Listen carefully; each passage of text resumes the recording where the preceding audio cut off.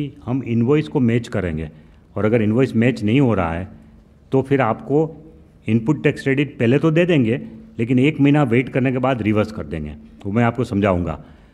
और अगर ऐसे व्यापारी के साथ आपका नाता पड़ा कि जिसने आपसे तो टैक्स ले लिया, लेकिन उसने सरकार में आपका वाउचर दिखाया नहीं और सरकार में उसने टैक्स नहीं पे किया, तो ऐसे व्यापारियों का ट्रैक रिकॉर्ड देखने के बाद कि उसका डिफ़ॉल्ट रेट कितनी बार हुआ, कितने ट्रेडर के साथ, वो कंप्यूटर खुद ढूंढेगा उसका, और उसके आधार पे हर व्यापारी का रेटिंग होगा।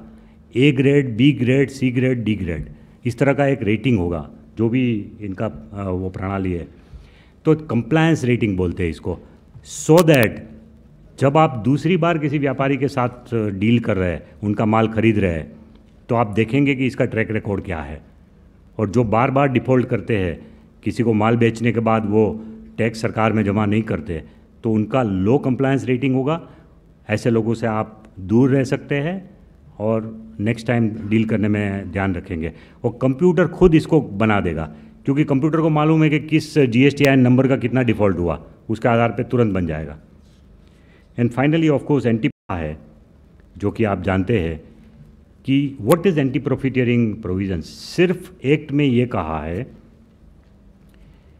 कि जब भी अगर कोई सरकार GST के आने से टैक्स में कटौती करती है, तो वो कटौती आपको कंज्यूमर को पास डाउन करनी है।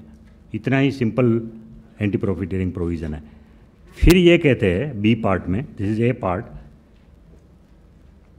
क्योंकि जब हमने नियम बनाया कि आप पास डाउन करोगे और अगर किसी केस में नहीं हुआ तो फिर उसके ऊपर ध्यान रखने के लिए कुछ तंत्र भी तो बनाना पड़ेगा।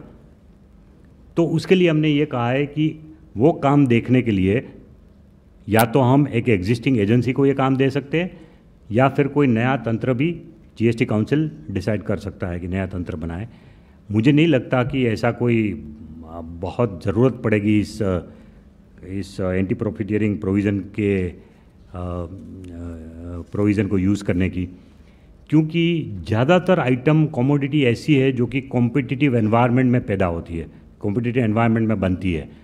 तो competition itself is a good anti profiteering provision, इसलिए इसकी ज़रूरत पड़नी नहीं चाहिए। Okay, next GSTN